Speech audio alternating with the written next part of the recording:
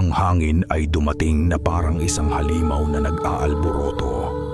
Isang saglit lang, ang init na tumutunaw sa balat ni Leo ay napalitan ng marahas na puwersa na yumuyugyog sa buong plantasyon ng tubo. Ang mga matatayog na halaman ay yumuko na parang mga alipin sa harap ng isang galit na hari, at ang alikabok ng tuyong lupa ay umikot sa ere. Tinatakpan ng araw at ginagawang kulay dugo ang kalangitan.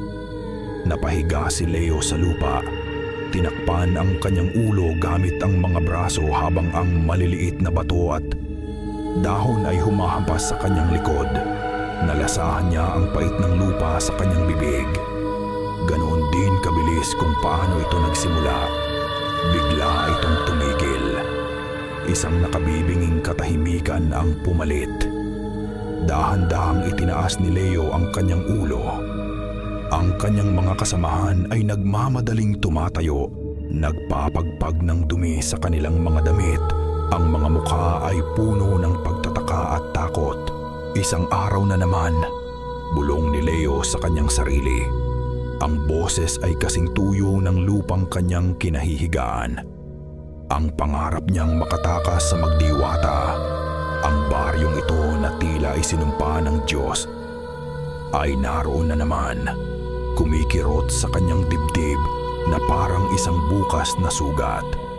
Ang bawat araw na pagtatrabaho sa ilalim ng araw, ang bawat patak ng pawis na natutuyo sa kanyang balat ay isang paalala ng kanyang pagkabilanggo. Davao. Ang pangalan ng syudad ay parang isang panalangin sa kanyang isipan. Isang lugar kung saan ang mga anino ng bundok apo at ang mga kwentong aswang ng kanyang lola Elara ay hindi na siya masusundan. Puno ng galit, bumangon si Leo at kinuha ang kanyang itak. Iwinasiwas niya ito ng buong lakas sa isang kumpol ng tubo. Hindi dahil sa trabaho, kundi dahil sa matinding pagkadismaya. Ting! Isang matinis na tunog ang umalingaw-ngaw. Ang talim ng kanyang itak ay tumama sa isang bagay na matigas. Hindi bato. Iba ang tunog. Lumuhod siya at sinimulang maghukay gamit ang kanyang mga kamay. Sa ilalim ng basang lupa, may isang bagay na kumikislap. Hinukay niya ito at inilagay sa kanyang palad. Isa itong bato, kasing laki ng kanyang hinlalaki, na may kulay na parang gatas. Pero sa loob nito, may isang bagay na gumagalaw.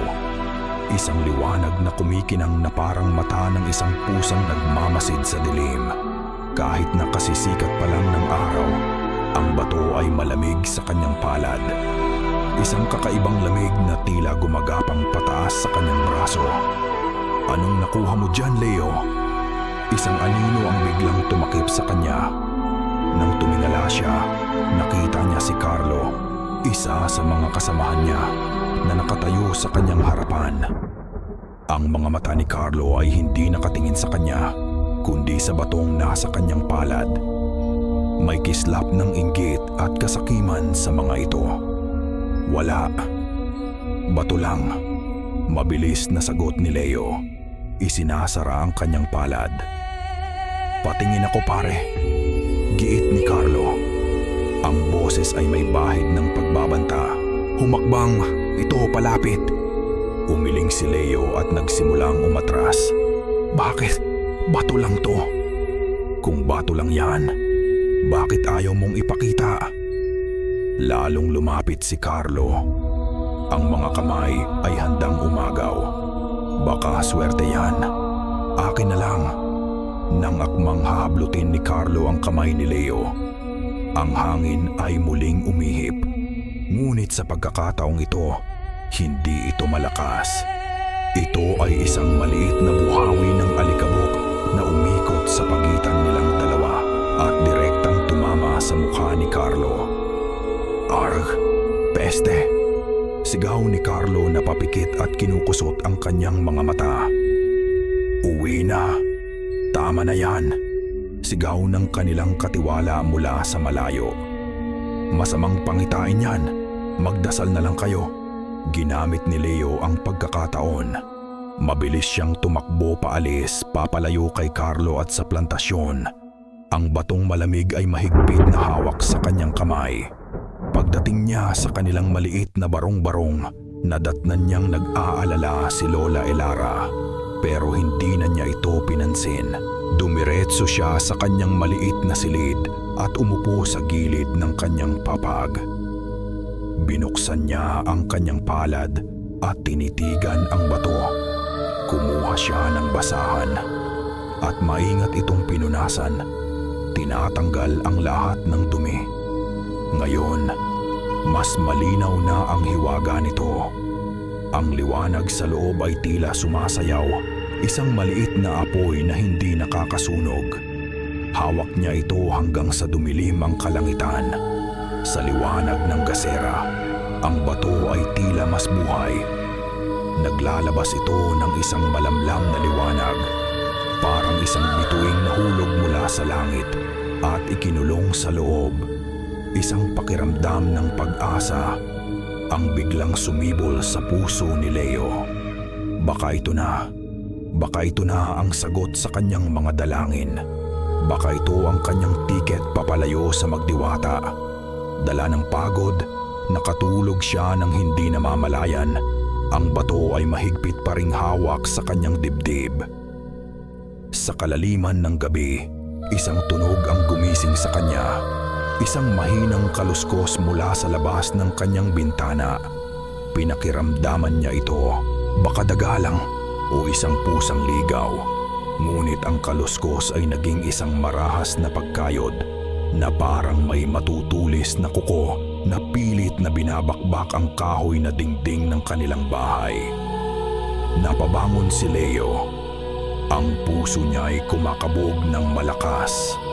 Dahan-dahan siyang gumapang papunta sa bintana at sumilip sa maliit na siwang. Wala siyang nakitang kahit ano maliban sa mga puno ng saging na sumasayaw sa ihip ng hangin sa tidit sa ilalim ng maputlang liwanag ng buwan. Ang tunog ay biglang nawala. Guni-guni ko lang siguro, sabi niya sa sarili. Sinusubukang pakalmahin ang kanyang paghinga. Nang akma na siyang babalik sa higaan, isang bagay sa lupa ang nakakuha ng kanyang pansin. Doon sa basang lupa sa ilalim mismo ng kanyang bintana, kung saan nagmula ang tunog, may isang bakas. Hindi ito bakas ng tao. Hindi rin ito bakas ng hayop na alam niya. Ito ay isang bakas na may 3 daliri, mahahaba at matutulis na malalim na nakabaon sa putik. Hindi pa man sumisikat ang araw, isang sigaw ang gumising sa buong magdiwata. Isang sigaw na puno ng purong sindak na tila pumunit sa manipis na tabing ng mamaginat. Pagtanitatab ng umaga, sinundan ito ng sunod-sunod na pagkalampag ng kampana ng baryo. Isang tunog na karaniwang para lang sa misa o babala ng sakuna. Agad na napabalikwas ng bangon si Leo. Narinig niya ang nagmamadaling mga yabag sa labas, ang mga sigawan ng mga pangalan at ang pangkalahatang gulat na gumagapang sa buong paligid. "Leo, huwag kang lalabas!" Sigaw ni Lola Elara mula sa kusina. Ang boses ay nanginginig. Ngunit hindi siya nakinig. May kung anong malamig na kaba ang kumalat sa kanyang dibdib. Itinulak niya ang pinto at sumunod sa agos ng mga taong tumatakbo. Lahat ay patungo sa iisang direksyon. Ang gilid ng plantasyon ng tubo. Ang lugar kung saan niya natagpuan ang bato. Naabutan niya ang isang umpukan ng mga tao. Ang mga mukha ay maputla at ang mga mata ay nanlalaki sa takot. Ang mga bibig ay nakatakip, sinusubukang pigilan ang pagsuka. Nagkaroon ng puwang sa gitna ng mga tao at nakita ni Leo kung ano ang kanilang tinitingnan. Si Mang Selo, isa sa mga pinakamatandang manggagawa sa plantasyon, ay nakahandusay sa lupa o kung anuman ang natira sa kanya. Ang kanyang katawan ay halos lapain na parang hayop. Punit-punit ang damit at laman. Ngunit ang pinakanakakakilabot sa lahat ay ang kanyang dibdib. May isang malaking butas dito at malinaw na nawawala ang kanyang puso. Isang babae ang humagulgol. Isang lalaki ang napaluhod at nagsuka. Ang hangin ay napuno ng amoy ng dugo at ng hindi maipaliwanag na takot. Napaatras si Leo. Ang kanyang tiyan ay bumaliktad. Ang kanyang kamay ay biglang napahawak sa bulsa kung saan nakatago ang mutya. Tila mas bumigat ito, mas naging malamig. Pag-uwi niya, nadatnan niyang isinasara ni Lola Elara ang lahat ng bintana kahit natirik na ang araw. Nagsindi-sindi ito ng kandila sa maliit na altar at walang tigil na bumubulong ng mga dasal. Ang rosaryo ay mahigpit na hawak sa nanginginig niyang kamay. Aswang, bulong niya. Ang mata ay puno ng luha at takot. Nandito na sila. Kinukuha na nila ang utang. Ang buong baryo ay nabalot ng isang kumot ng sindak sa buong maghapon. Walang nagtrabaho. Ang mga pinto ay nanatiling nakasara. Ang mga bata ay hindi pinayagang maglaro sa labas. Tanging ang mga bulungan lang ang maririnig. Mga kwento tungkol sa mga nilalang na may pakpak at mahahabang dila. At sa gitna ng kaguluhang iyon, isang dayo ang dumating. Isang lalaking nasa katanghalian na ang edad. May payapang mukha at matatalas na mata. May dala siyang isang bayong na puno ng mga pinatuyong dahon at ugat. Nagpakilala siya bilang si Mangorio, isang antingero na napadaan lamang daw nang marinig niya ang balita. Mabilis siyang kinausap ng kapitan ng baryo. Ang tinig ni Mangorio ay mahinahon ngunit may bigat. Isang tinig na sanay magbigay ng katiwasayan sa mga natatakot. Ito ay gawa ng isang malakas na angkan ng aswang, sabi niya sa kapitan. Sapat na para marinig ng mga taong nakapaligid. Ngunit huwag kayong mag-alala. Alam ko ang kanilang mga kahinaan. Nandito ako para tumulong. Isang alon ng ginhawa ang dumaan sa mga tao. Sa wakas, isang pag-asa.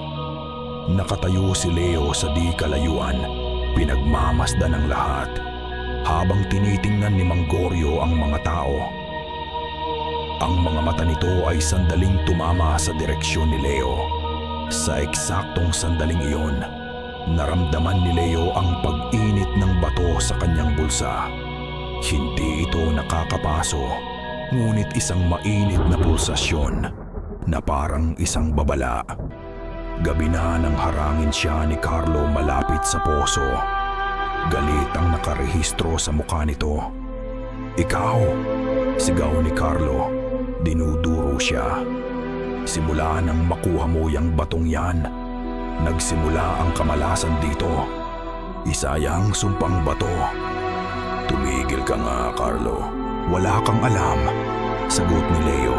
Sinusubukang lampasan siya, pero hinarangan siya ni Carlo. "Akin na yan. Itatapon ko. Ibalik mo sa lupa kung saan mo nakuha." Biglang sinunggaban ni Carlo ang bulsa ni Leo. Hinawakan niya ito ng mahigpit, pilit na inaagaw kung anuman ang nasa loob. Ngunit sa sandaling dumampi ang mga daliri ni Carlo sa tela ng pantalon ni Leo, biglang nawala ang bigat sa kanyang bulsa. "Ha?" Nagtataka ang sabi ni Carlo. Kinapaka pa ang bulsang walang laman. "Nasaan na?" Napaatras si Leo. Gulat din. Kinapa niya ang kanyang bulsa. Wala nga. Kasabay ng pagtataka, dahan-dahan niyang itinaas ang kanyang kaliwang kamay na kanina pa nakasara. Naramdaman niya ang isang pamilyar na bigat at lamig. Binuksan niya ang kanyang palad. Nandoon ang mutya, payapang nakalagay, kumikinang sa ilalim ng liwanag ng buwan na parabang hindi ito kailanman nawala. Nanlaki ang mga mata ni Carlo. Ang galit sa kanyang muka ay napalitan ng purong takot. Demonyo, di bulong niya, nanginginig ang buong katawan. Hindi na nabanti-nabatan siya nagsalita pa. Mabilis siyang tumalikod at tumakbo sa dilim na parang hinahabol ng lahat ng masasamang espiritu sa Mindanao. Naiwan si Leo na nakatayo roon, nakatitig sa bato sa kanyang palad. Ang tibok ng kanyang puso ay mas malakas pa kaysa sa tunog ng mga kuliglig sa paligid. Ang pagtanggi at pagdududa ay unti-unting natutunaw. At ang pumalit dito ay isang pakiramdam na mas nakakatakot pa. Ang pagtanggap. Hindi ito isang ordinaryong bato at hindi rin ordinaryong kamalasan ang nangyayari sa magdiwata. Takbo ang... Yun lang ang nasa isip ni Leo. Takbo papalayo sa poso, papalayo sa tingin ni Carlo na puno ng takot. At higit sa lahat, papalayo sa batong tila may sariling buhay sa kanyang palad. Hindi siya tumigil hanggang sa marating niya ang pampang ng ilog ng magdiwata. Ang malakas na agos nito, na kulay tsokolate dahil sa putik, ay dumadagundong sa kanyang pandinig. Dito itinatapon ang lahat ng basura, lahat ng bagay na ayaw na ng mga taga-baryo. Ito na ang tamang lugar. Nangangatog ang mga kamay niya habang tinititigan ang mutya sa huling pagkakataon. Ang liwanag sa loob nito ay tila mas malakas, mas mapanukso. Isang sumpa. Ito ay isang sumpa. Hindi sa akin to. Sigaw niya sa hangin. Ayoko nito. Buong lakas niyang inihagis ang mutya sa gitna ng ilog. Nakita niya itong lumipad sa hangin, isang maliit na puting tuldok laban sa madilim na tubig. At pagkatapos, naglaho ito. Walang tunog ng pagbagsak, walang tilamsik ng tubig. Para lang itong nilamon ng hangin. Nakatayo roon si Leo ng ilang minuto. Ang kanyang dibdib ay humahakab sa paghinga. Pagkatapos, isang pakiramdam ng ginhawa ang bumalot sa kanya. Tapos na. Nawala na. Naglakad siya pauwi habang bidamubiwi. Bawat hakbang ay mas magaan kaysa sa nauna. Sinabi niya sa sarili na guni-guni lang ang lahat. Ang paglipat ng bato, ang pag-init nito, bunga lang siguro ng pagod at takot. Bukas, magiging normal na ulit ang lahat. Pagbukas niya ng pinto ng kanilang bahay, tahimik ang lahat. Mukhang natutulog na si Lola Elara. Dahan-dahan siyang pumasok sa kanyang silid, handa nang matulog at kalimutan ang lahat ng nangyari.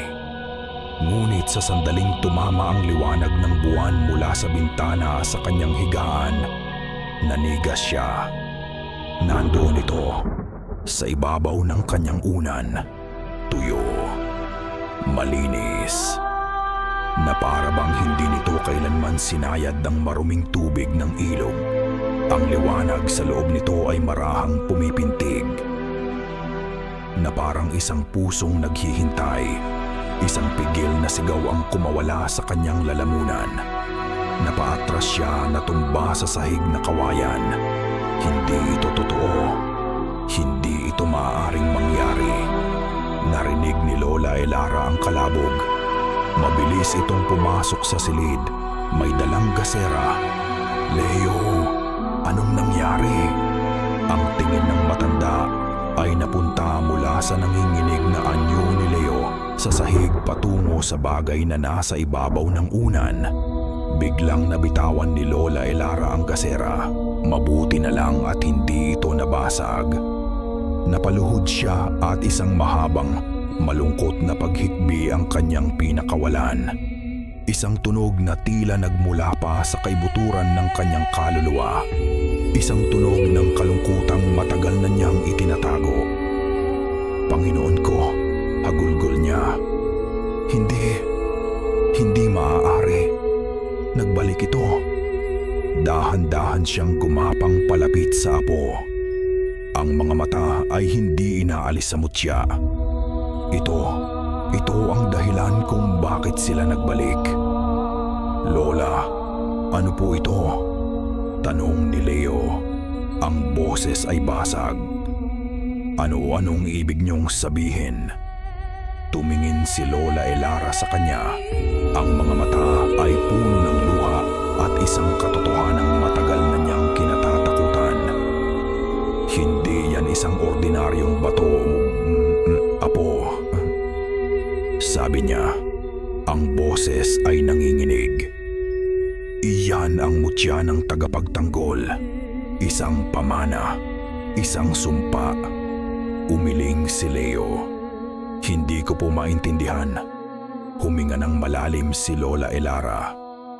Hindi aksidente ang ikinamatay ng iyong ama, Leo. Para namang sinaksak si Leo sa dibdib. Ano po? Isa siyang antinggero, patuloy ng matanda. Isang tagapagtanggol, gaya ng kanyang ama at ng ama ng kanyang ama. At ang mutyang iyan ang kanyang sandata. Namatay siya 15 taon na ang nakalilipas. Sa gabing sinubukan niyang itaboy ang mga aswang na gustong maningil sa baryong ito.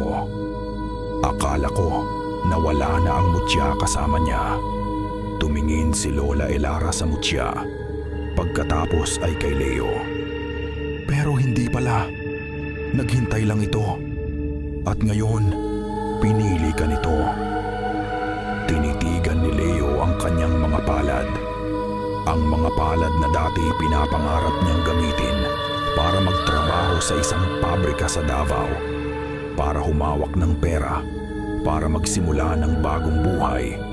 Ngayon, ang mga palad na ito ay tila may bahid ng dugong hindi niya makita. Nakatali sa isang pamanang hindi niya kailanman hiniling. Bakit ako? Bulong niya. Hinawakan ni Lola Elara ang kanyang pisngi. Ang mga mata ng matanda ay puno ng walang katapusang kalungkutan at takot para sa kanya. Pinili ka nito dahil bumalik na sila.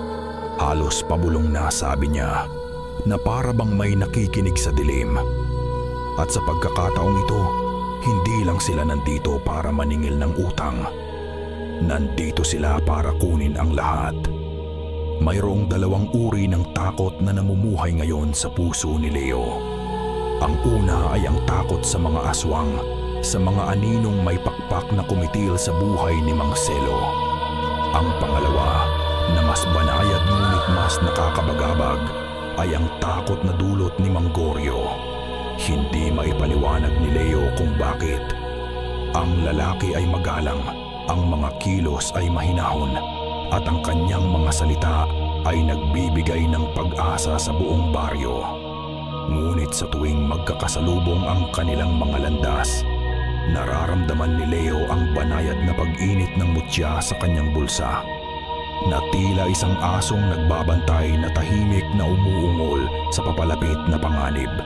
Dahil dito, sinimulan niyang magmasid. Sa umaga, nakikita niya si Mang Goryo na naglalagay ng mga anting-anting sa mga poste at pinto. Mga sinulid na may nakabuhol na mga ugat at maliliit na bungkos ng bawang. Nagkakabit din ito ng mga buntot pagi. Tinuturuan niya ang mga taga-baryo kung paano gumawa ng langis na pinaghaluan ng mga dasal. Lahat ng ito ay tama. Lahat ng ito ay naaayon sa mga kuwento ni Lola Elara. Ngunit may isang bagay na mali. Isang hapon, habang nagpapanggap na nag-iigib ng tubig, sinundan ni Leo si Mang Goryo sa likod ng kapilya. Nakita niyang gumuguhit ang antingero ng mga simbolo sa lupa gamit ang isang patpat. Pamilyar ang mga simbolo, mga krus at mga bituin. Ngunit may mga karagdagang guhit siyang inilalagay. Mga kakaibang kurba na hindi pa nakikita ni Leo kailanman. Parang binabago niya ang orihinal na kahulugan ng mga ito, na parang binabaliktad ang isang panalangin. nang biglang lumingon si Mang Goryo na para bang naramdaman niya ang kanyang presensya.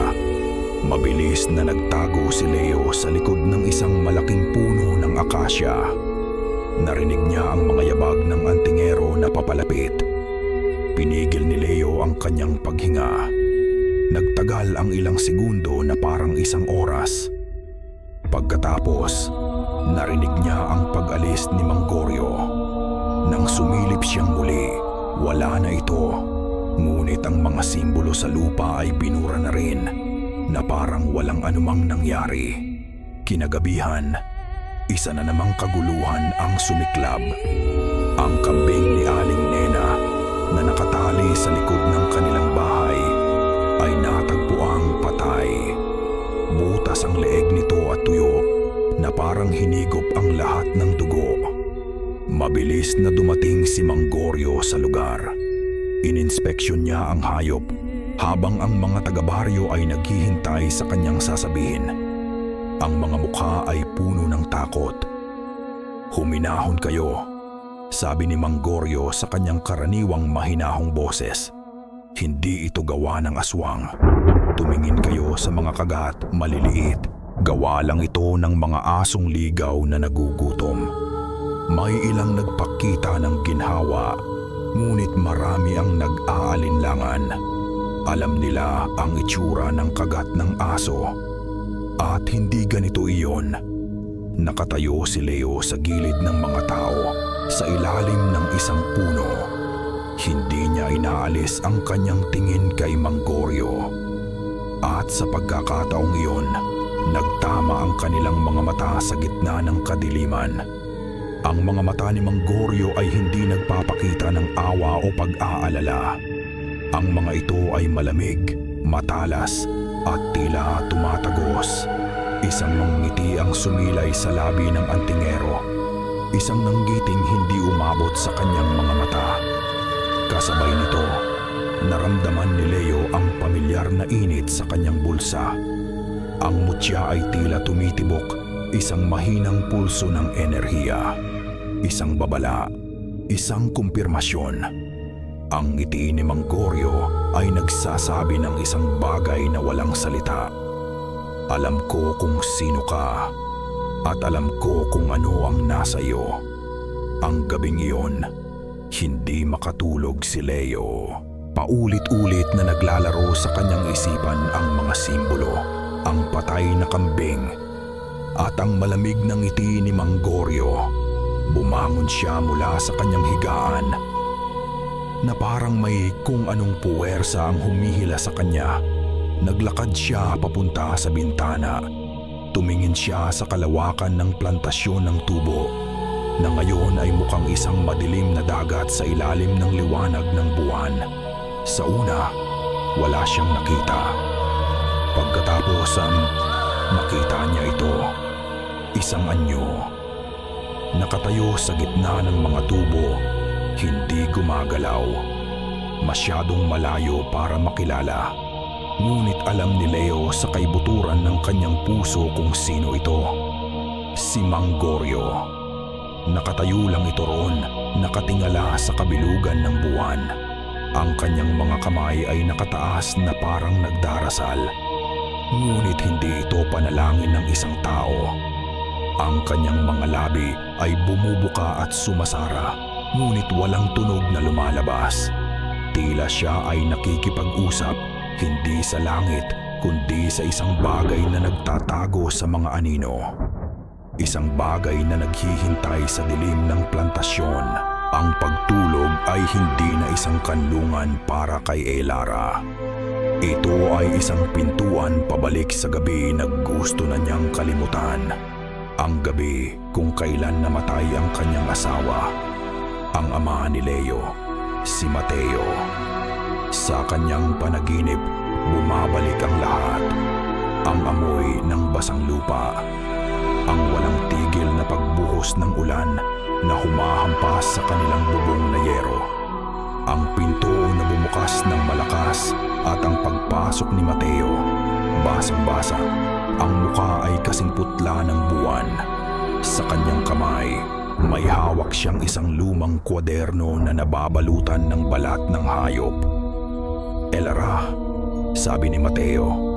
Ang boses ay nanginginig hindi dahil sa ginaw, kundi dahil sa isang bagay na mas malalim.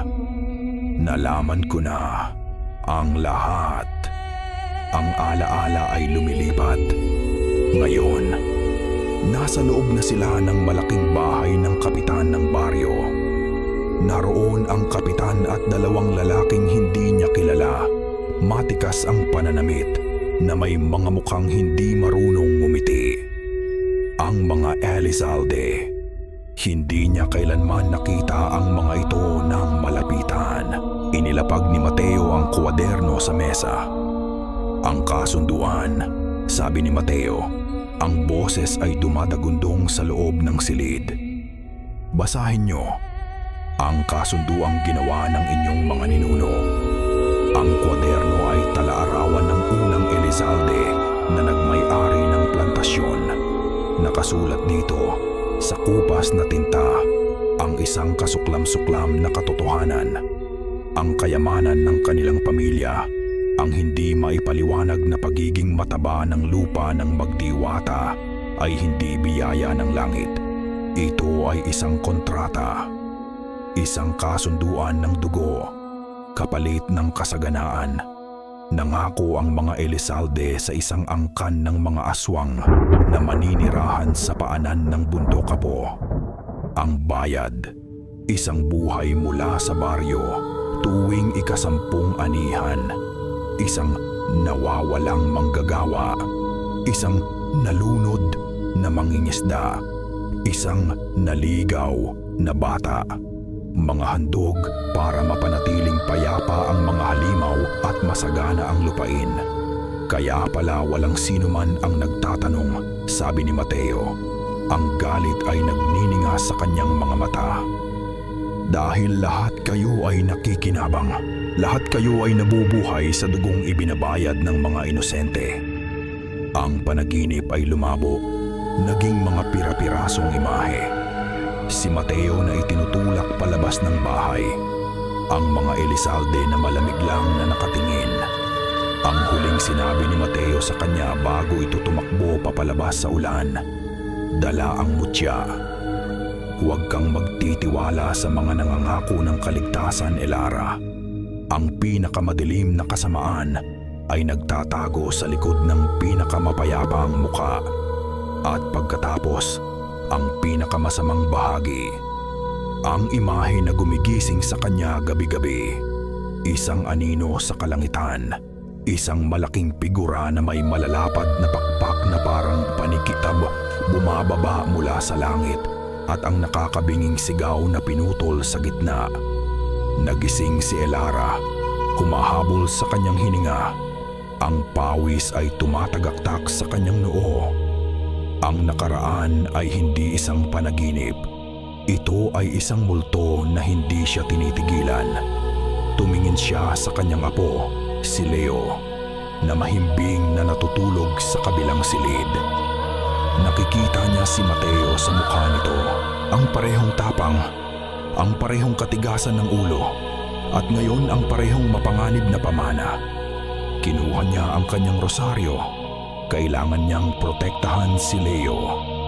Hindi niya hahayaang maulit ang nangyari kay Mateo. Kailangan nilang umalis sa baryong ito. Ngayon na, habang siya ay nagdarasal, isang katok ang narinig niya sa kanilang pinto. Mahina, ngunit malinaw. Tok, tok, tok. Sino ang bibisita sa ganitong oras ng gabi? Nanigas si Elara. Hinawakan niya ang isang itak na nakasabit sa dingding at dahan-dahang lumapit sa pinto. "Sino yan?" tanong niya. Sinusubukang gawing matatag ang kanyang boses. Isang sandali ng katahimikan. Pagkatapos, isang boses ang sumagot mula sa labas. Isang boses na kalmado, magalang at pamilyar sa buong baryo. "Siguro po ito, Aling Elara," sabi ng boses. "Alam ko na po ang tungkol sa mutya na hawak ng inyong apo. Buksan ninyo ang pinto. kailangan po nating mag-usap. Ang lamig na naramdaman ni banalad naman ni Elara ay mas matindi pa kaysa sa anumang hanging dala ng ulan. Ang huling mga salita ni Mateo ay umalingaw-ngaw sa kanyang isipan. Huwag kang magtitiwala sa mga nangangako ng kaligtasan. Hindi pinansin ni Leo ang babala ni Lola Elara. Huwag kang lalabas ngayong gabi, apo. May masama akong kutob. Sabi nito kanina. Ang mga mata ay puno ng pag-aalala matapos ikwento ang tungkol sa pagkatok ni Mang Goryo. Ngunit ang pagkamausisa ni Leo na ngayon ay may halong matinding pagdududa ay mas malakas kaysa sa kanyang takot. Kailangan niyang malaman ang katotohanan. Kailangan niyang makita kung ano ang ginagawa ni Mang Goryo sa kalaliman ng gabi. Kaya nang matiyak niyang mahimbing na ang tulog ng kanyang lola, dahan-dahan siyang lumabas ng bahay, suot ang pinakamadilim niyang damit. Ang buwan ay halos natatakpan ng mga ulap na nagbibigay sa kanya ng sapat na anino para magtago.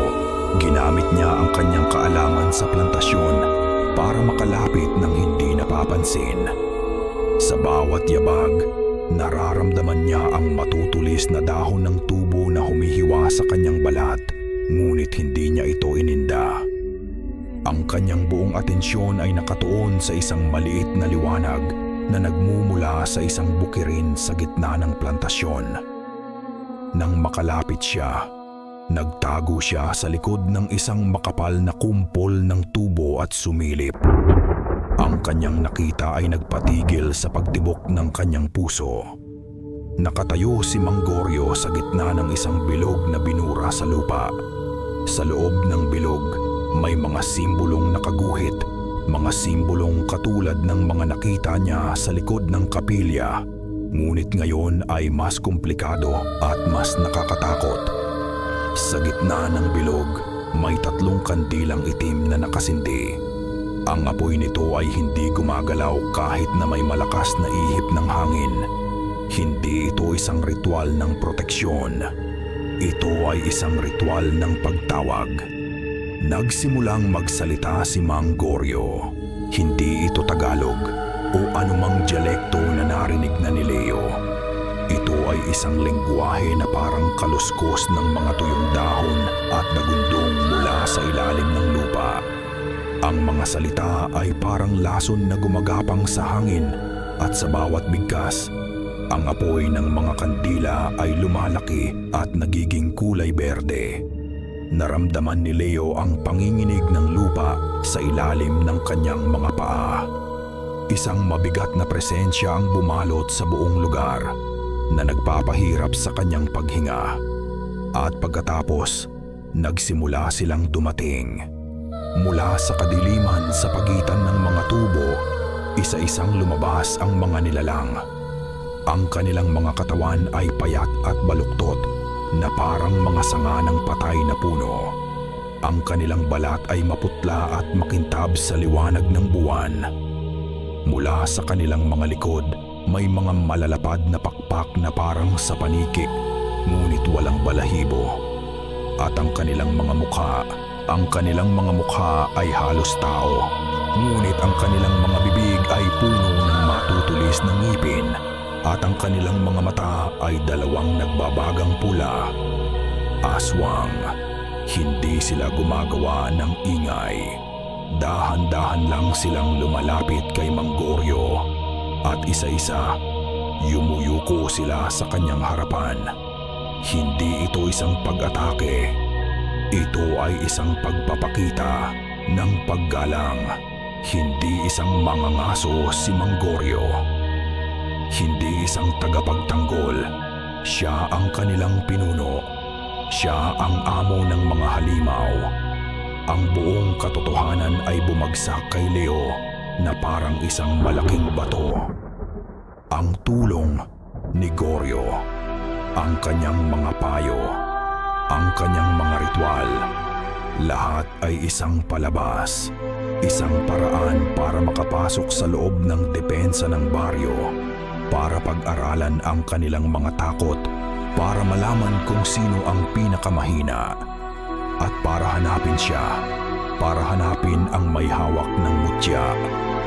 Nanginginig sa takot, napasandal si Leo sa mga tubo sa kanyang likuran. Gusto niyang tumakbo, gusto niyang sumigaw, ngunit ang kanyang katawan ay hindi sumusunod. Tila siya ay naging isang estatwa, nakakulong sa panunood ng nakakakilabot na eksenang ito. Nang matapos ang ritual, itinaas ni Mang Goryo ang kanyang kamay. Ang mga aswang ay tumalikod at tahimik na naglaho pabalik sa dilim. Naiwan si Mang Goryo na mag-isa, nakatayo sa gitna ng bilog. Akala ni Leo ay tapos na.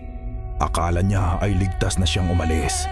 Ngunit sa kanyang pag-atras, ang kanyang paa ay tumapak sa isang tuyong sanga na nakakalat sa lupa.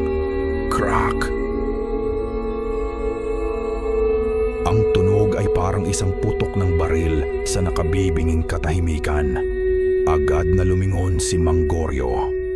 Ang kanyang ulo ay pumihit sa isang hindi natural na paraan na parang sa isang kuwago. Ang kanyang mga mata ay tila nag-apoy sa dilim. Direktang nakatingin ang mga ito sa pinagtataguan ni Leo. Hindi lang sa direksyon. Direktang nakatingin ang mga ito sa kanya. Isang aswang na naiwan sa gilid na hindi pa tuluyang naglalaho ay lumingon din. Ang mga pulang mata nito ay nagtama sa mga mata ni Leo. Nakita niya ang isang ngisi na lumitaw sa mukha ng nilalang bago ito maglaho sa anino. Ngunit alam ni Leo, nakita siya. Ang utak ni Leo ay sumisigaw ng isang salita lang. Takbo. Hindi na niya hinintay pa. Sa sandaling nagtama ang kanilang mga mata, tumalikod siya at tumakbo ng walang direksyon papasok sa plantasyon. Narinig niya ang isang nakakakilabot na tunog sa kanyang likuran. Isang tunog ng pagaspas ng malalaking pakpak, kasunod ng paghampas ng mga dahon ng tubo. Hinahabol siya. Ang takot ay nagbigay sa kanya ng lakas na hindi niya akalain na mayroon siya. Bawat hibla ng kanyang kalamnan ay sumisigaw. Ang kanyang mga paa ay halos hindi sumasayad sa lupa. Nilalampasan niya ang mga tubo. Tinutulak ang mga ito gamit ang kanyang mga braso. Hindi alintana ang matutulis na gilid na humihiwa sa kanyang balat. Naririnig niya ito. Mas malapit na ngayon. Ang pagaspas ay nasa itaas niya lang. Nararamdaman niya ang hangin mula sa mga pakpak nito.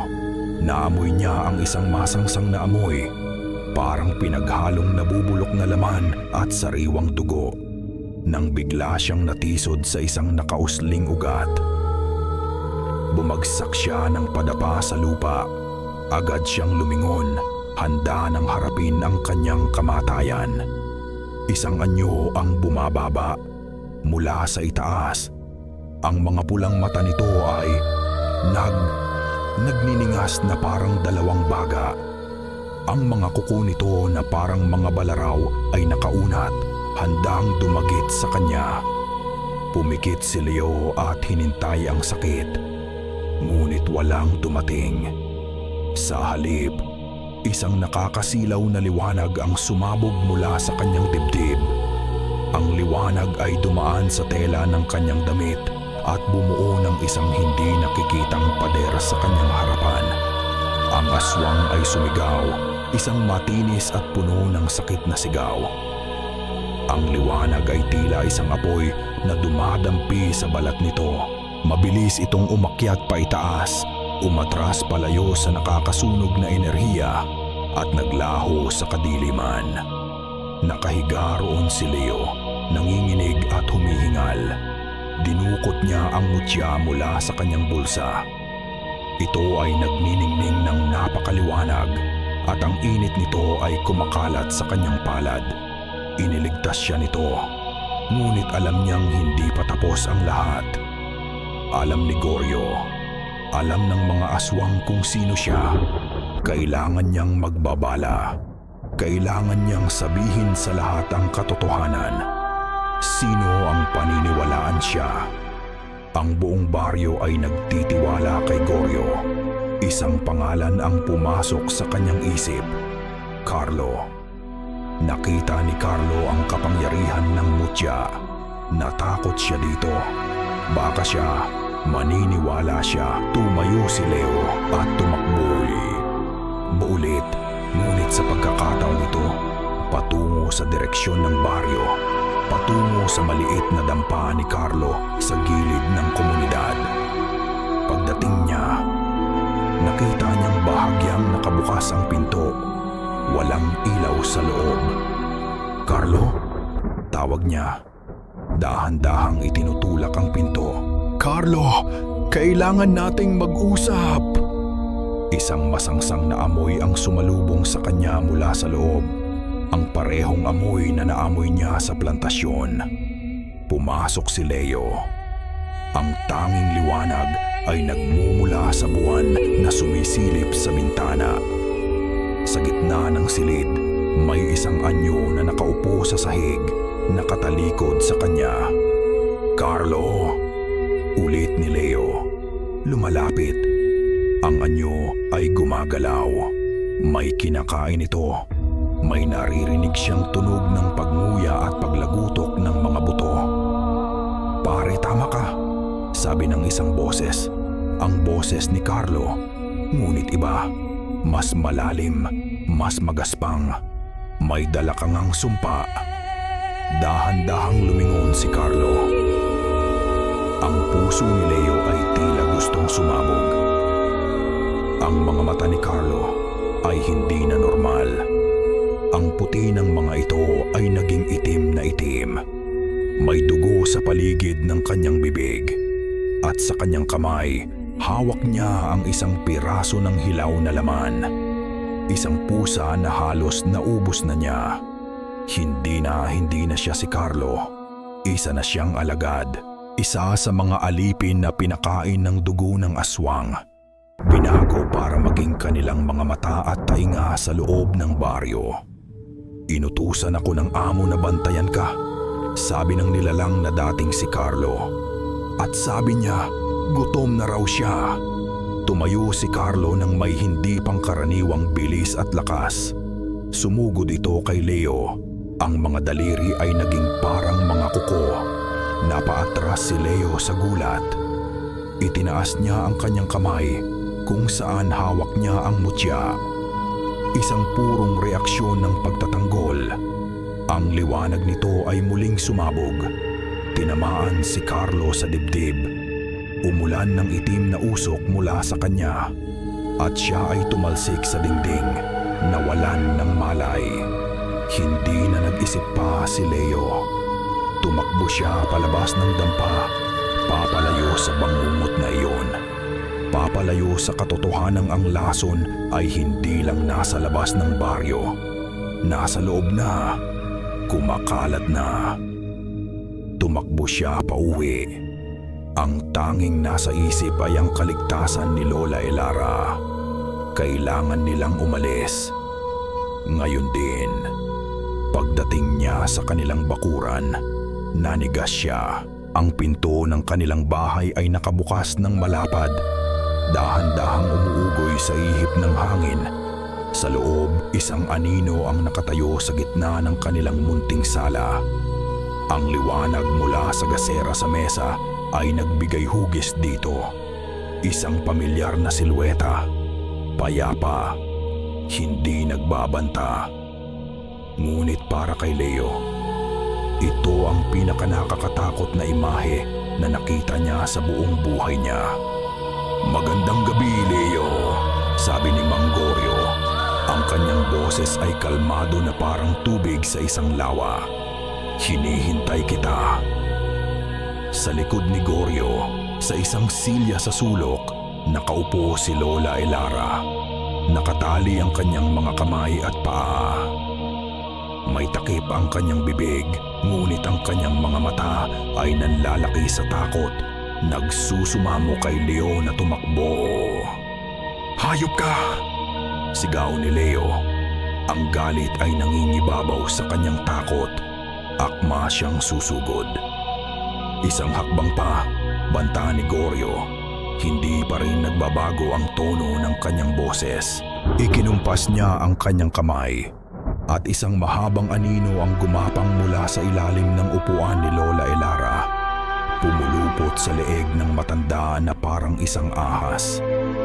At ang matandang ito ang unang matitikman ang dilim. Natigilan si Leo.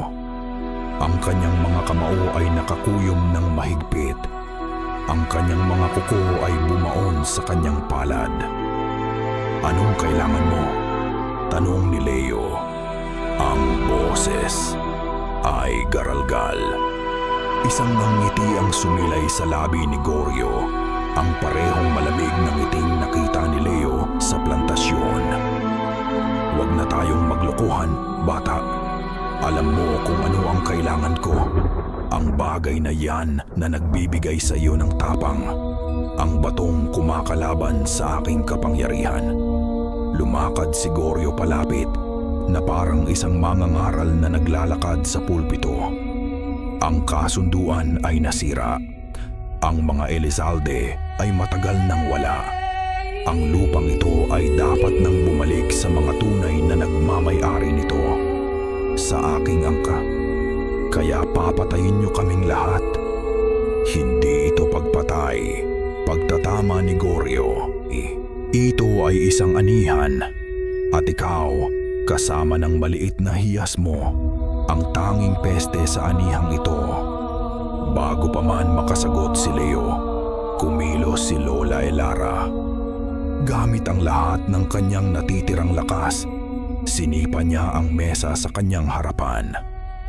Ang gasera ay tumilapon at ang apoy nito ay kumalat sa sahig na kawayan. Kasabay nito, ibinato niya ang isang bagay kay Leo. Isang maliit, mabigat na kahon na gawa sa kahoy. Takbo! Sigaw ng matanda matapos malaglag ang takip sa kanyang bibig. Leo! Tumakbo ka! Ngumisi si Goryo. Isang hangal na pagpapakabayani. Ikinumpas niya ang kanyang kamay at ang anino sa leeg ni Lola Elara ay humigpit. Isang nakakapangilabot na tunog ang narinig mula sa lalamunan ng matanda. Ang instinct ni Leo ay sumigaw. Sugurin si Goryo. Iligtas ang kanyang lola. Ngunit ang mga mata ng kanyang lola ay nagsasabi ng iba. Ang mga ito ay nagmamakaawa sa kanya na sundin ang kanyang sinabi. Ang apoy ay mabilis na kumakalat. Ang usok ay nagsisimula ng punuin ng silid. Sa likod ni Leo, isang malakas na tawa ang narinig niya. Isang tawang hindi nagmula kay Goryo. Isang tawang puno ng kabaliwan. Si Carlo. Nakatayo ito sa may pintuan, humaharang sa kanyang daan palabas. Napapaligiran. Walang matatakasan. Ngunit sa gitna ng apoy at usok, nakita ni Leo ang isang pagkakataon.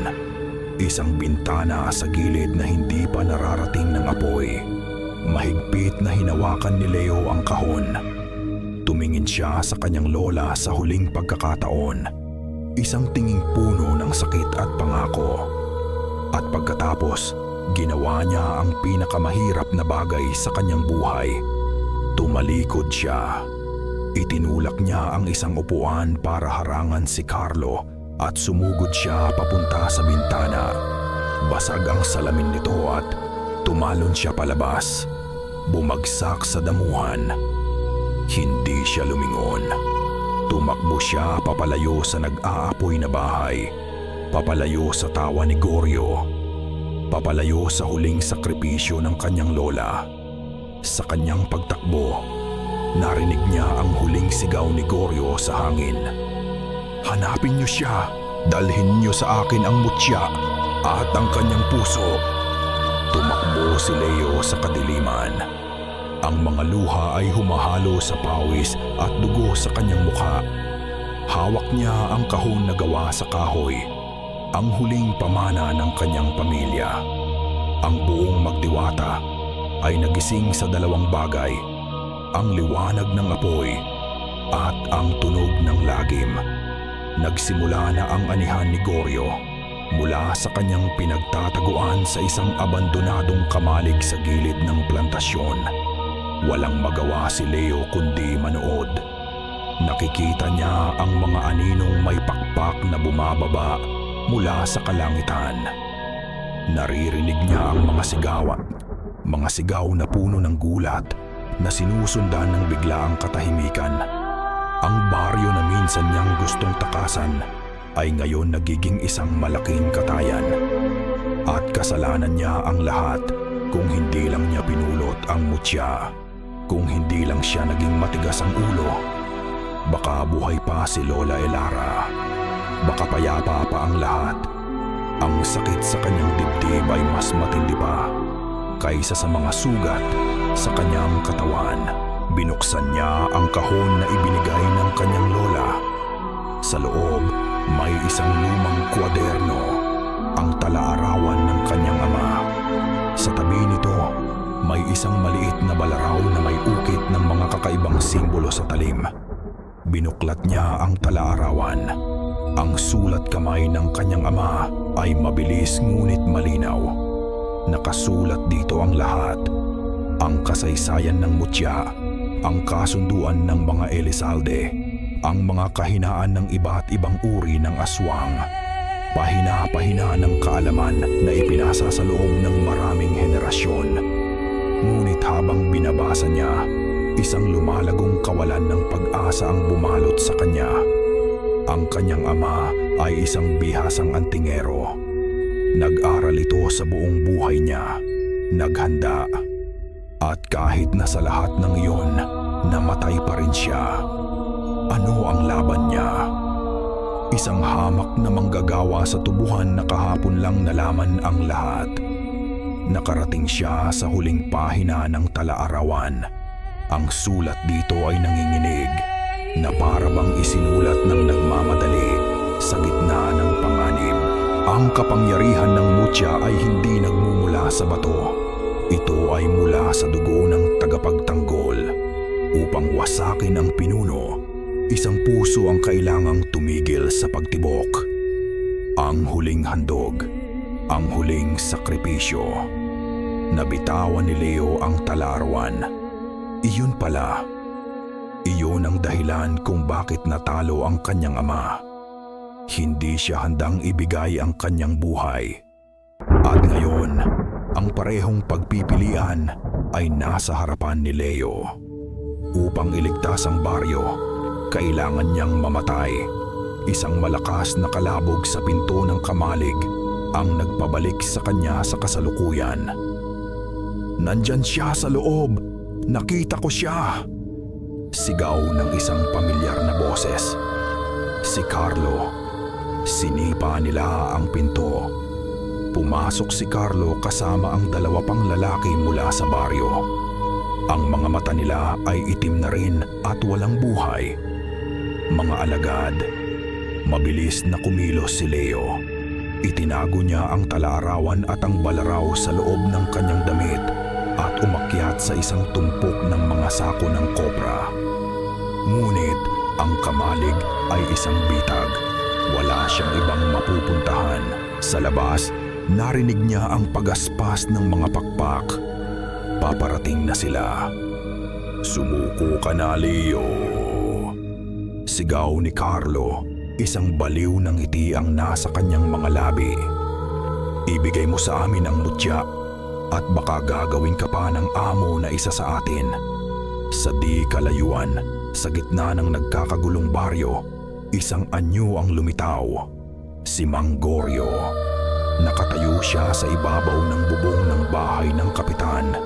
Ang kanyang balabal ay iwininawasiwas ng hangin.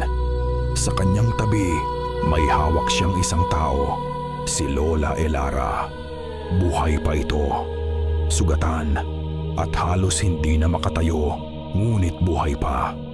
Itinaas ni Goryo ang kanyang boses, pinalakas ng isang hindi pangkaraniwang kapangyarihan na umalingaw-ngaw sa buong paligid. "Leo!" sigaw niya. "Nakikita mo ba ito? Ang matandang ito at ang lahat ng iyong mga kapitbahay ay may pagkakataon pang mabuhay hanggang sa pagsikat ng araw." Itinuro niya ang nanginginig na anyo ni Lola Elara. "Ibigay mo sa akin ang mutya bago magbukang liwayway. Lumabas ka at harapin mo ako. Kung hindi, sisimulan kong kainin ang baryong ito, isa-isa, sa harap mismo ng iyong mga mata." Simula sa kanya, tumingin si Leo mula kay Goryo patungo sa kanyang lola na bihag. At pagkatapos ay sa mga alagad na papalapit sa kanya sa loob ng kamalig. Wala nang daan palabas, wala nang pag-asa. Lahat ng kanyang ginawa ay nagresulta lang sa mas malaking kapahamakan. Siya ang dahilan kung bakit mamamatay ang lahat. Hinawakan niya ang mutya sa kanyang bulsa. Malamig ito, walang buhay, na parang alam din nito na talo na sila. Pagkatapos, hinawakan niya ang balaraw na nakatago sa kanyang damit. Isang pagpipilian na lang ang natitira. Isang sakripisyo. Tumingin siya sa maliit na siwang sa dingding ng kamalig, kung saan tanaw ang papalapit na bukang liwayway sa silangan. Tumingin siya sa mutya sa kanyang palad. At pagkatapos, sa kanyang lola na bihag sa malayo. "Patawad, Iitay!" bulong niya sa hangin. "Patawad, Lola." Isang desisyon ang nabuo sa kanyang isipan. Isang desisyon na puno ng pait at kawalan. Ang mga salita mula sa talarawan ay umuulit sa isip ni Leo. Isang puso ang kailangang tumigil sa pagtibok. Ngunit habang nakatingin siya sa balaraw ng kanyang ama, isang ibang alaala ang pumasok sa kanyang isipan.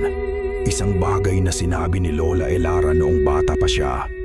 Isang kwento tungkol sa mga anting-anting. Ang kapangyarihan, Leo, mga mamapida dailium, ay palaging may dalawang mukha. Ang isa ay nagbibigay, ang isa ay kumukuha. Kailangan mo lang malaman kung paano magbayad. Paano magbayad? Sa desperasyon, buwan. Muli niyang binuklat ang talaarawan. Ang mga daliri ay nanginginig sa ilalim ng manipis na liwanag ng bukang liwayway. Binalikan niya ang huling pahina. Pinagmasdan niya ang nanginginig na sulat kamay ng kanyang ama. At doon niya ito nakita. Isang bagay na hindi niya napansin kanina dahil sa takot. Sa ilalim ng huling pangungusap, may isang maliit na simbolo na iginuhit. Isang bilog na may linya sa gitna, na may 3 patak ng dugo sa ilalim. Ang simbolo, ito ang susi. Mabilis niyang hinanap ang kahulugan nito sa mga naunang pahina. At natagpuan niya ito sa isang seksyon tungkol sa mga apibitmu, ipinagbabawal na ritual. Ang dugo ng tagapagtanggol ay maaaring gamitin sa 2 paraan. Ang una ay ang huling handog, ang pag-aalay ng sariling buhay. Ang pangalawa, isang kasunduan sa mutya mismo. Hindi nito kukunin ang iyong buhay, ngunit kukuha ito ng kapalit. Isang bahagi ng iyong pagkatao, isang piraso ng iyong kaluluwa, ang iyong mga alaala, ang iyong init, kapalit ng kapangyarihan. Tatanggapin mo ang isang bahagi ng dilim sa iyong sarili. Ito pala ang ibig sabihin ng kanyang ama. Hindi ito isang utos para mamatay, isa itong babala. Isang pagpipilian sa pagitan ng 2 nakakatakot na landas. Sa labas, narinig niya ang sigaw ni Goryo. Mas malapit na ngayon. Tapos na ang oras mo, Leo! Wala na siyang panahon. Tumingin siya sa simbolo sa talaarawan. Pagkatapos ay sa balaraw sa kanyang kamay. Ang mga ukit sa talim ng balaraw ay kapareho ng mga nasa ipinagbabawal na ritual. Ginawa ito para dito. Bumaba siya mula sa tumpok ng mga sako. sa isang sulok ng kamalig kung saan hindi pa siya nakikita. Lumuhod siya sa lupa at gamit ang dulo ng balaraw, mabilis niyang iginuhit ang simbolo sa lupa. Isang bilog, isang linya at 3 patak. Kinuha niya ang mutya at inilagay ito sa gitna ng bilog. Pagkatapos, huminga siya ng malalim. Itinaas niya ang balaraw at tinitigan ang kanyang refleksyon sa makintab na talim nito. Ang mukha ng isang takot na bata, isang mukhang malapit ng magbago magpakailanman. Mabilis niyang hiniwa ang kanyang palad. Ang dugo ay tumulo mula sa sugat, mainit at pula. Pinatakan niya ang 3 tuldok sa ilalim ng simbolo. Sa sandaling tumama ang huling patak ng dugo sa lupa, ang mutya sa gitna ng bilog ay biglang nagliwanag. Isang liwanag na hindi nakakasilaw, kundi malamig at kulay pilak. Ang mga simbolo sa lupa ay nag-apoy din sa parehong liwanag. Isang nakakabinging katahimikan ang bumalot sa loob ng kamalig. Ang mga sigaw mula sa labas ay tila humina. Inilagay ni Leo ang kanyang duguan na palad sa ibabaw ng mutya. Sa sandaling magdikit ang mga ito, isang nakakapangilabot na pakiramdam ang dumaloy sa kanyang buong katawan. Hindi ito sakit. Ito ay isang matinding lamig na parang yelo na gumagapang sa kanyang mga ugat, papunta sa kanyang puso, papunta sa kanyang utak. Nakita niya ang mga imahe na mabilis na naglalaho sa kanyang isipan. Ang ngiti ng kanyang lola, ang pakiramdam ng init ng araw sa kanyang balat habang nagtatrabaho sa plantasyon, ang lasa ng paborito niyang kakanin, ang kanyang pangarap na makarating sa Davao, ang mga masasayang alaala, ang mga simpleng bagay na bumubuo sa kanyang pagkatao ay isa-isang kinukuha, binubura at pinapalitan ng isang bagay na bago. Isang malamig na determinasyon, isang matalas na pokus, ang instinct ng isang mangangaso, ang pangunawa sa dilim. Ang kanyang katawan ay nagsimulang manginig. Sumigaw siya ngunit walang tunog na lumabas. Ito ay isang sigaw ng kaluluwa. Nang matapos ang lahat, bumagsak siya sa lupa, humihingal. Ang liwanag ay nawala. Ang mutya ay huminto sa pagkinang. Dahan-dahan siyang bumangon. May nagbago. Kinuha niya ang mutya.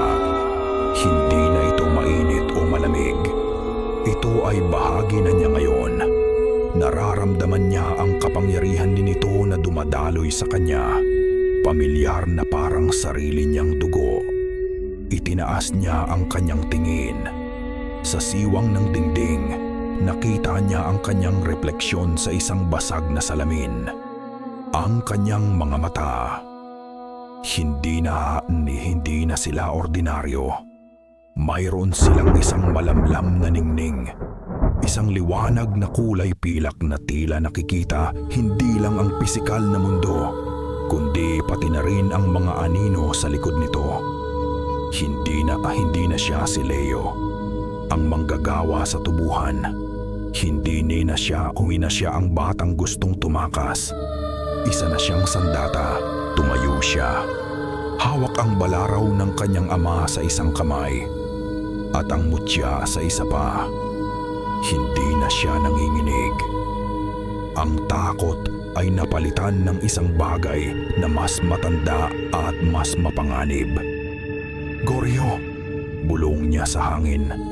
Ang pangalan ay hindi na isang sigaw ng takot, kundi isang sumpa. Isang pangako. Dahan-dahan siyang naglakad papunta sa sirang pinto ng kamalig, handa nang harapin ang bukang liwayway. Nang lumabas si Leo mula sa kamalig, ang unang sinag ng araw ay nagsisimula pa lang humaplos sa tuktok ng bundok Apo. Ang kalangitan ay may kulay lila at kahel, isang magandang tanawin na kabaligtaran ng impyernong nagaganap sa ibaba. Ang baryo ay halos tahimik na. Ang mga sigawan ay napalitan ng mga mahihinang ungol at pag-iyak.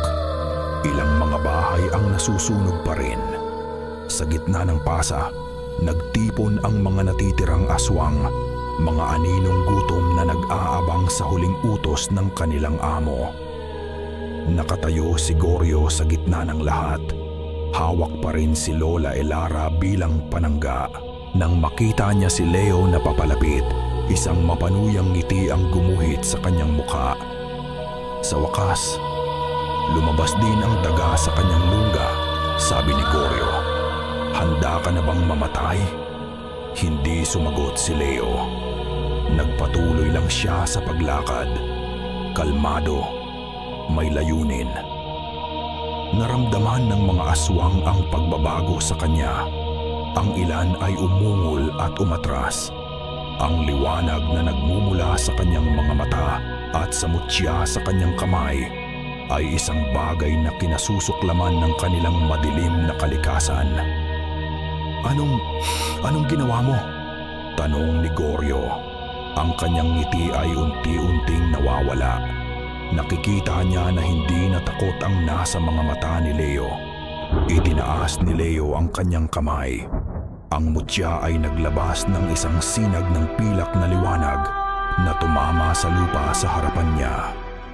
Ang lupa ay umusok na para bang binuhusan ng asido. Salakayin niyo siya, makatungtungtan buong mataharap ang ihi. Sigaw ni Goryo sa kanyang mga alagad. Ang mga aswang na itinulak ng utos ng kanilang pinuno ay sabay-sabay na sumugod kay Leo. Ngunit hindi na sabi na uuwi, hindi na siya ang dating Leo na madaling matakot. Ang kaalaman mula sa talaarawan ng kanyang ama at ang instinct na bigay ng mutya ay iisa na ngayon sa kanyang isipan. Umiwas siya sa unang sumalakay at gamit ang balaraw ng kanyang ama, sinaksak niya ito sa leeg. Ang balaraw na ngayon ay nababalot sa enerhiya ng mutya ay nag-iwan ng isang nagliliyab na sugat. Ang aswang ay sumigaw at naging abo. Dumukot siya ng isang maliit na supot mula sa kanyang bulsa. Isang supot ng asin na kinuha niya mula sa kamalig. Ibinato niya ito sa mukha ng isa pang aswang na nabulag at napatili sa sakit. Bawat galaw niya ay tumpak at walang pag-aalinlangan. Hindi siya nakikipaglaban. Sumasayaw siya sa gitna ng kamatayan. Ginamit niya ang kanilang bilis laban sa kanila. Ginamit niya ang kanilang mga kahinaan na nakasulat sa talaarawan. Asin, bawang na isiniksik niya sa kanyang mga bulsa at higit sa lahat ang purong liwanag ng mutya. Isa-isang bumagsak ang mga aswang, hindi sa pamamagitan ng lakas, kundi sa pamamagitan ng kaalaman at ng kapangyarihang ipinagkaloob sa kanya. Naiwan si Goryo, nakatayo sa gitna ng mga naglalahong abo ng kanyang mga alagad. Ang kanyang mukha ay hindi na payapa. Ito ay puno ng galit at hindi makapaniwala.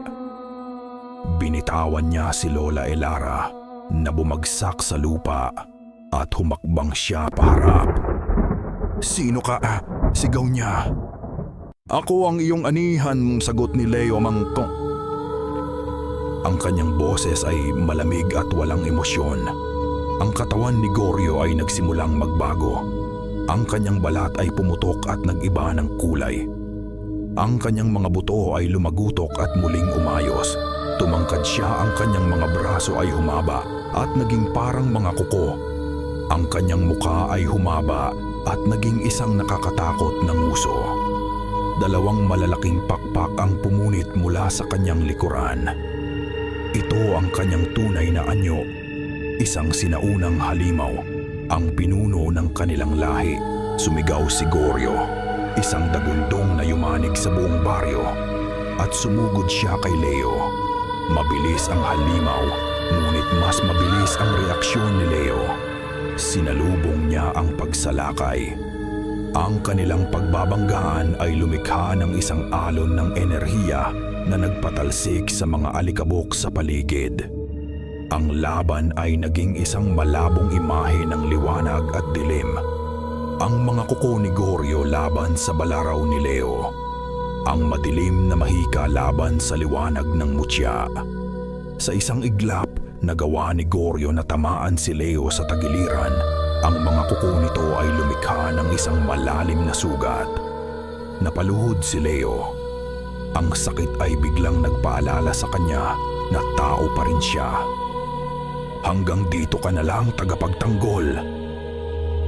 Sigaw ni Goryo. Itinaas ang kanyang mga kuko para sa huling pag-atake. Ngunit iyon ang pagkakamaling hinihintay ni Leo. Sa kanyang pagkakasalambak, nakita niya ang isang siwang sa depensa ng halimaw. Sa halip na umiwas, ginamit ni Leo ang lahat ng kanyang natitirang lakas. Hindi na niya hinawakan ang mutya bilang isang hiwalay na bagay. Ipinikit niya ang kanyang mga mata at itinuring niya ito na parang sarili niyang puso. Ibinuhos niya ang kanyang enerhiya, ang kanyang sakit, ang kanyang galit, ang piraso ng kanyang kaluluwa na ipinagpalit niya sa loob ng mutya. Ang mutya ay sumabog sa isang nakakasilaw na liwanag.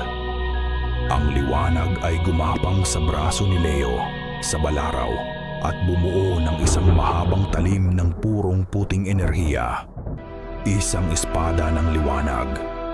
Bago pa man makababa ang mga kuko ni Goryo, sumugod si Leo mula sa ibaba. Itinusok ang espada ng liwanag diretso sa dibdib ng halimaw. Isang nakabibinging katahimikan. Tumingin si Goryo pababa sa nagliliyab na talim na nakatarak sa kanyang puso. Tumingin siya kay Leo. Ang mga mata ay puno ng pagtataka. Ang dugo bulong niya. At pagkatapos, sumigaw siya. Isang huling sigaw ng sakit at pagkatalo. Bago ang kanyang buong katawan ay nilamon ng puting apoy at naging abo na dahan-dahang bumagsak sa lupa. Kasabay ng pagkawala ni Goryo, isang alon ng itim na enerhiya ang sumabog mula sa kanya at tumama kay Leo. Isang huling sumpa. Bumagsak si Leo sa lupa.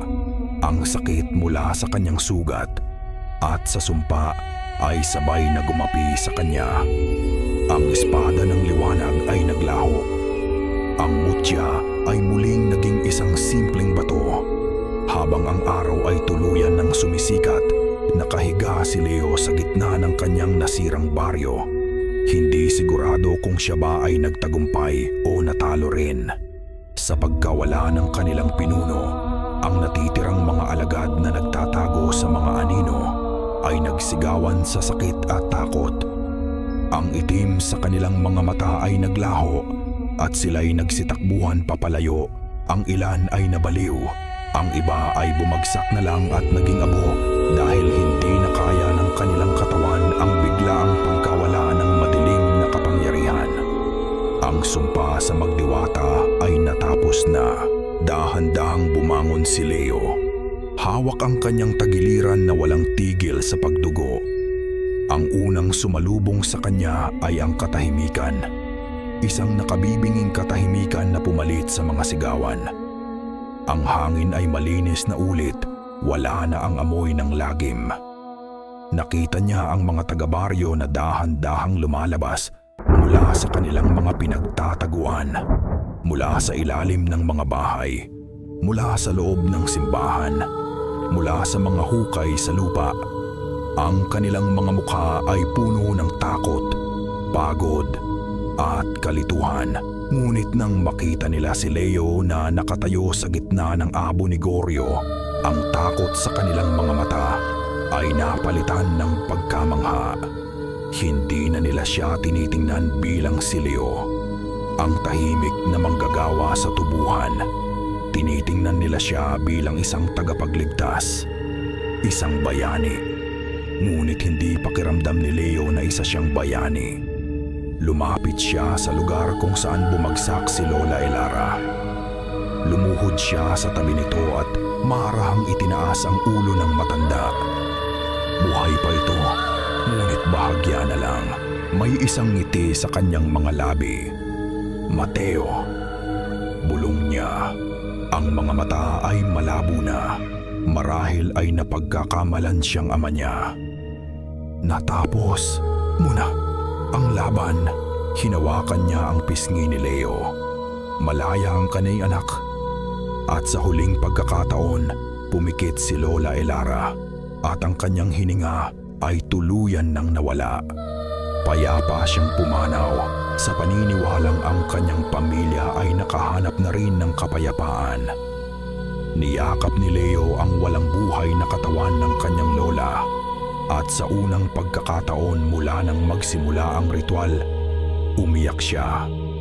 Umiyak siya para sa kanyang lola, para sa kanyang ama, para sa mga nawalang buhay at para sa bahagi ng kanyang sarili na hindi na kailanman maibabalik. Ang magdiwata ay nailigtas, ngunit ang presyo ay napakataas. Lumipas ang mga araw. Inilibing nila ang mga namatay, kasama na si Lola Elara. Tinulungan ng mga natirang taga-baryo ang isa't isa na muling itayo ang kanilang mga nasirang tahanan at buhay. Si Leo ay nanatili, ngunit hindi na siya katulad ng dati. Ang sugat sa kanyang tagiliran na dulot ng huling sumpa ni Goryo ay hindi kailanman gumaling. Ito ay nagsara, ngunit nag-iwan ng isang itim na peklat na paminsan-minsan ay kumikirot, isang paalala ng dilim na kanyang hinarap. Ang mga alaala na kinuha ng mutya ay hindi na bumalik. May mga butas sa kanyang nakaraan, mga pangalan ng mga kaibigan na hindi na niya matandaan, mga masasayang sandali na alam niyang nangyari, ngunit hindi na niya maramdaman. At ang pangarap niya, ang pangarap na makarating sa Davao, naglaho na rin iyon. Paano siya aalis? Ang mutya ay nasa kanya. Ang dugo ng tagapagtanggol ay nasa kanya. Ang kanyang kapalaran ay nakatali na sa lupang ito. Hindi na niya gustong umalis. Ang lugar na minsan niyang kinasuklaman ay naging isang responsibilidad. Ilang buwan ang lumipas. Ang magdiwata ay dahan-dahang bumabangon. Isang hapon, nakatayo si Leo sa isang burol. Pinagmamasdan ang baryo sa ibaba. Ang mga tanim na tubo ay muling tumutubo, luntian at puno ng buhay.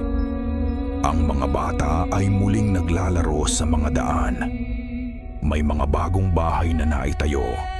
Hinawakan niya ang mutya sa kanyang bulsa. Ito ay malamig at tahimik na ngayon na parang isang ordinaryong bato.